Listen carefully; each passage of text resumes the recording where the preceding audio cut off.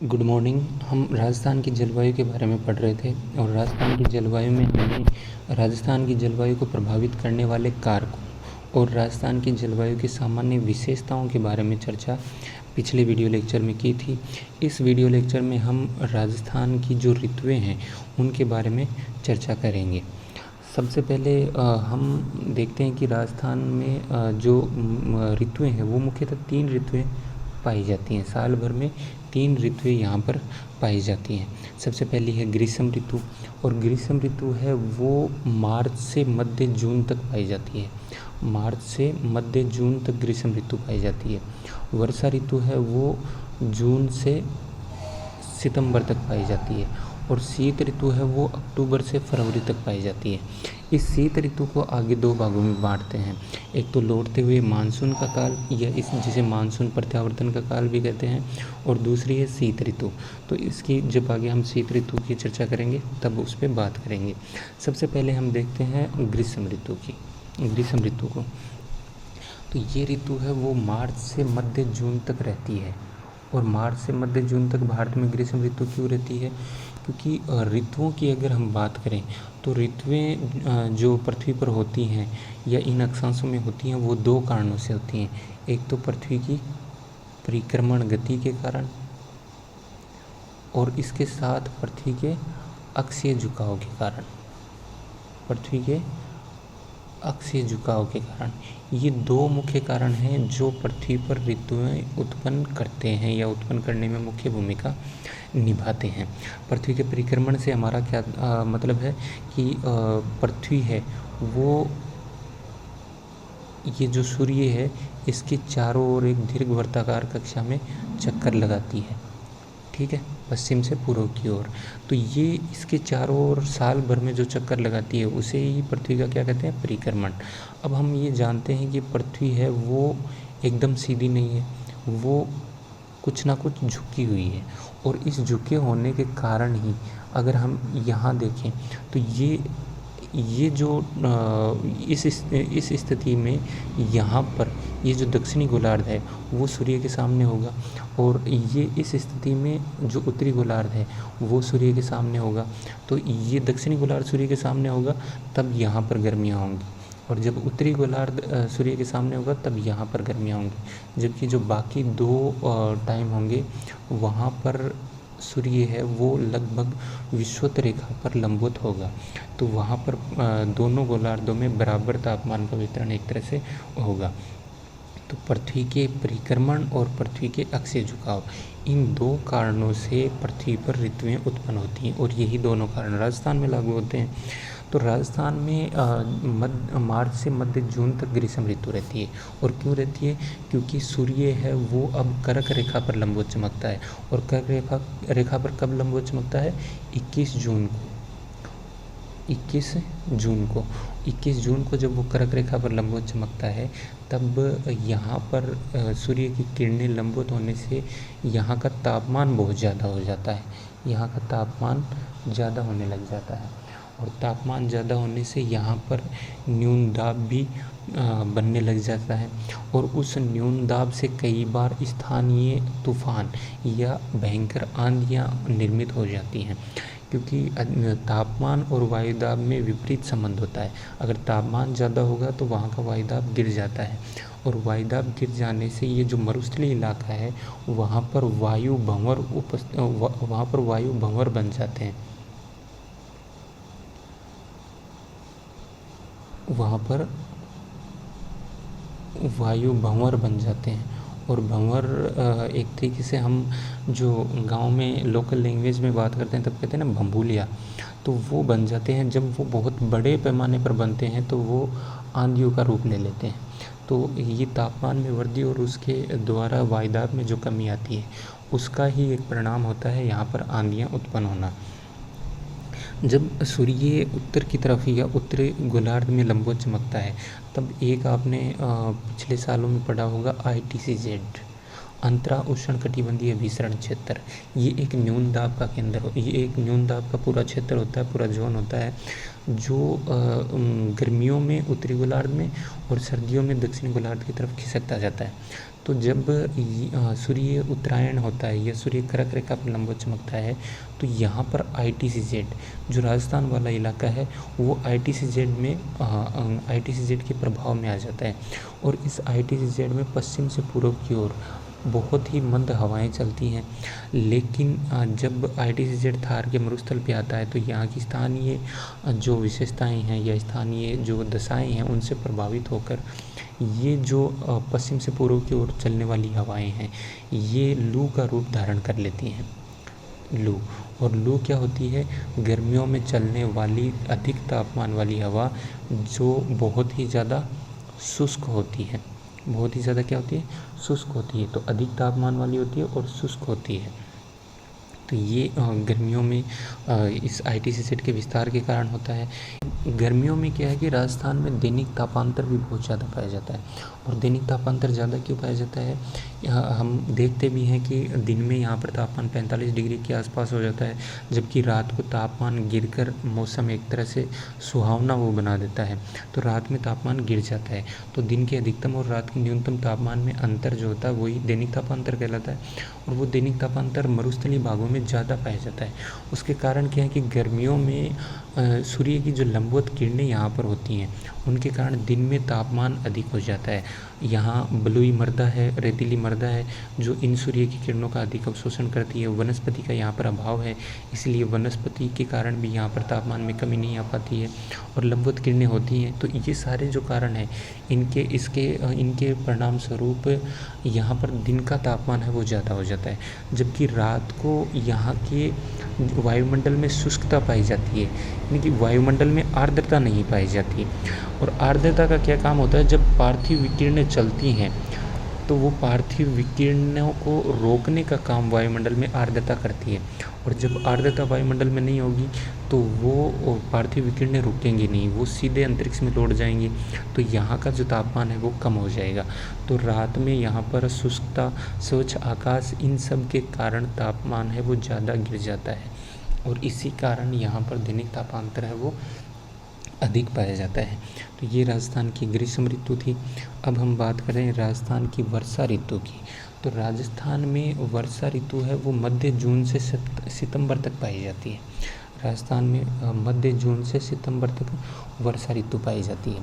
हम पढ़ चुके हैं कि 21 जून को राजस्थान में या हम कह सकते हैं कर्क रेखा जो डूंगरपुर और बांसवाड़ा से होकर गुजरती है, डूंगरपुर और बांसवाड़ा से होकर गुजरती है, वहाँ पर सूर्य है वो लंबवत चमकता है। यहाँ पर तापमान अधिक हो जाता है और तापमान अधिक होने के कारण जो थार का मरुस्थल है उस थार के मरुस्थल पर न्यून दाब बन जाता है, न्यून दाब का केंद्र बन जाता है। जबकि इसी समय जो हिंद महासागर का इलाका है वहाँ पर अधिक तापमान होता है। और हम ये जानते हैं कि हवाएं हैं वो हमेशा अधिक दाब से न्यून दाब की ओर चलती हैं। तो हिंद महासागर से भारतीय उपमहाद्वीप की ओर हवाएं चलने लग जाती हैं। वो समुद्र से आती हैं तो वो नमी लेके आती हैं और वही भारत की दक्षिणी पश्चिमी मानसून की हवाएं होती हैं और वही भारत पर वर्षा करती हैं। जब ये मानसूनी हवाएं भारत का जो दक्षिणी तट है वहाँ पर टकराती हैं तो ये दो भागों में, एक तो अरब सागर की तरफ और एक बंगाल की खाड़ी की तरफ, दो भागों में बढ़ जाती हैं। इन्हें ही मानसून की अरब सागर की शाखा और मानसून की बंगाल की खाड़ी की शाखा कहते हैं। तो राजस्थान में अरब सागर की शाखा है वो पहले पहुंचती है, लेकिन वो बारिश नहीं कर पाती। क्यों नहीं कर पाती? क्योंकि जो अरब सागर की शाखा है वो दक्षिण पश्चिम से आती है और यहाँ पर अरावली किस दिशा में है, अरावली भी इसी दिशा में है, तो वो अरावली के समानांतर निकल जाती हैं और समानांतर निकल जाती हैं तो उन्हें ऊपर उठने का मौका नहीं मिलता। और हमने पिछले वीडियो लेक्चर में देखा था कि पर्वतीय वर्षा कब होती है? जब हवाएं पर्वत से टकराकर ऊपर उठती हैं और ऊपर उठकर बादल बनाती हैं और बारिश करती हैं। तो यहाँ पर जो हवाएं, जो अरब सागर की शाखा है वो जो अरावली है हमारा, उस अरावली के समानांतर गुजर जाती हैं और समानांतर गुजरने के कारण वो यहाँ पर बारिश कम करती हैं। जबकि जो बंगाल की खाड़ी की शाखा है वो बंगाल की खाड़ी की शाखा अगर हम देखें तो वो पूरे गंगा के मैदान को, मध्य प्रदेश, छत्तीसगढ़, इस पूरे इलाके को पार करके इस राजस्थान के इलाके में पहुंचती हैं।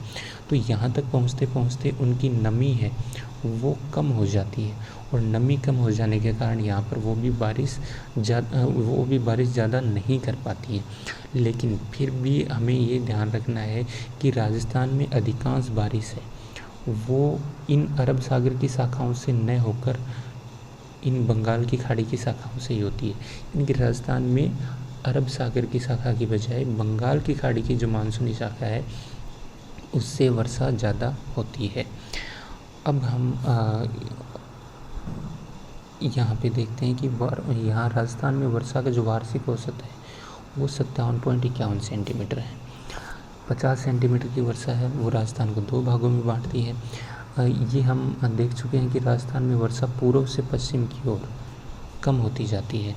ये यहाँ आपको इस मैप में भी दिख जाएगा कि ये यहाँ पर तो 90 सेंटीमीटर तक वर्षा है, और यहाँ पर ये जो जैसलमेर वाला इलाका है यहाँ पर 10 सेंटीमीटर की वर्षा है। तो जब हम इधर से इस साइड में जाएंगे तब वर्षा की मात्रा है वो क्या होगी, कम होती जाएगी। तो ये वाला जो पूरा इलाका है यहाँ पर वर्षा ज़्यादा पाई जाती है, इस इलाके में वर्षा कम पाई जाती है। तो ये हमें ध्यान रखना है। अगला जो पॉइंट है वो ये है कि राजस्थान में सबसे ज़्यादा वर्षा है वो माउंट आबू में होती है, वो 150 सेंटीमीटर होती है। और एक ये पॉइंट है कि राजस्थान में वर्षा की परिवर्तनशीलता है वो अधिक होती है। वर्षा की परिवर्तनशीलता का मतलब है कि वर्षा का जो औसत होता है उससे कितनी कम या ज़्यादा वर्षा हो जाए। मान लो इस साल वर्षा का औसत हमने पढ़ लिया कि वर्षा का औसत यहाँ पर 57.51 सेंटीमीटर है। अब इससे कितनी कम या ज़्यादा साल में वर्षा हो रही है वही वर्षा की परिवर्तनशीलता होती है। ये याद रखना है कि जो शुष्क इलाके होते हैं वहाँ पर वर्षा की परिवर्तनशीलता हमेशा ज़्यादा होती है, और जो आर्द्र इलाके होते हैं वहाँ पर वर्षा की परिवर्तनशीलता हमेशा कम होती है। तो राजस्थान की भी अगर बात करें तो राजस्थान में सबसे ज़्यादा परिवर्तनशीलता कहाँ पाई जाएगी, जैसलमेर में पाई जाएगी। ठीक है, तो ये था वर्षा ऋतु। अब हम बात करते हैं राजस्थान में शीत ऋतु की। तो शीत ऋतु सामान्यतः अक्टूबर से फरवरी तक पाई जाती है, ये हम पहले देख चुके हैं।